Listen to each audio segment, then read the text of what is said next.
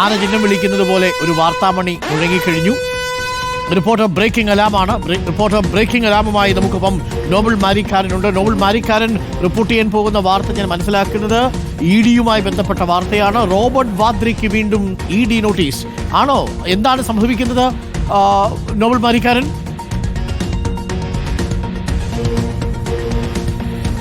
Arun, Wayanad M P പ്രിയങ്കാഗാന്ധിയുടെ ഭർത്താവ് Robert വാദ്രയ്ക്ക് വീണ്ടും ED notice അയച്ചിരിക്കുന്നു.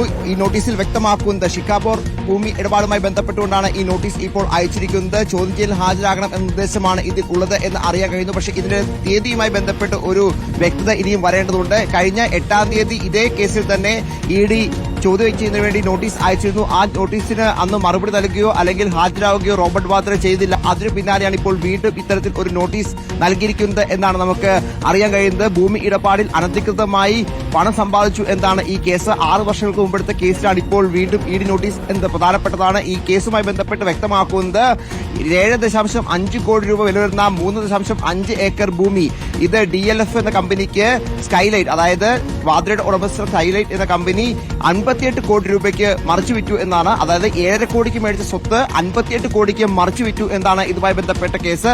ഹരിയാനയിലെ ഗുരുഗ്രാമിലാണ് ഈ ഭൂമി ഉള്ളത്. അന്ന് കോൺഗ്രസ് സർക്കാരായിരുന്നു, ഭൂപീന്ദർ സിംഗ് ഹൂഡയായിരുന്നു ഹരിയാന മുഖ്യമന്ത്രി. ഇതിനുവേണ്ടി അന്ന് ഭൂമി നിയമങ്ങളിൽ അടക്കം മാറ്റം വരുത്തിയെന്ന് അടക്കമുള്ള കാര്യമാണ് ഈ കേസിൽ പറയുന്നത്. എന്താണെങ്കിലും റോബർട്ട് വാദ്രയ്ക്ക് കുറുക്കു മുറുകുന്നു എന്ന് വേണം നമുക്ക് ഇതിൽ നിന്ന് മനസ്സിലാക്കാൻ. അത്തരത്തിൽ വലിയ തരത്തിൽ ഒരു തിരിച്ചടി തന്നെയാണ് വീണ്ടും ചോദ്യം ചെയ്യൽ ഇഡി ഇപ്പോൾ വിളിക്കുമ്പോൾ ഉണ്ടായിരിക്കുന്നു എന്ന കാര്യത്തിൽ യാതൊരു സംശയവുമില്ല. ഇതിൽ റോബർട്ട് വാദ്രയുടെ പ്രതികരണം എന്താണെങ്കിലും വരാണ്ട് ഇതുവരെ ആ പ്രതികരണം എത്തിയിട്ടില്ല. നേരത്തെ തന്നെ FIR ഇട്ട കേസാണ്. ഈ കേസുമായി ബന്ധപ്പെട്ടുകൊണ്ട് 7.5 കോടിക്ക് മേടിച്ച സ്വത്ത് 58 കോടി രൂപയ്ക്ക് എത്രയോ ഇരട്ടി വിലയ്ക്ക് മറിച്ചു വിൽക്കുന്ന കാഴ്ചയാണ്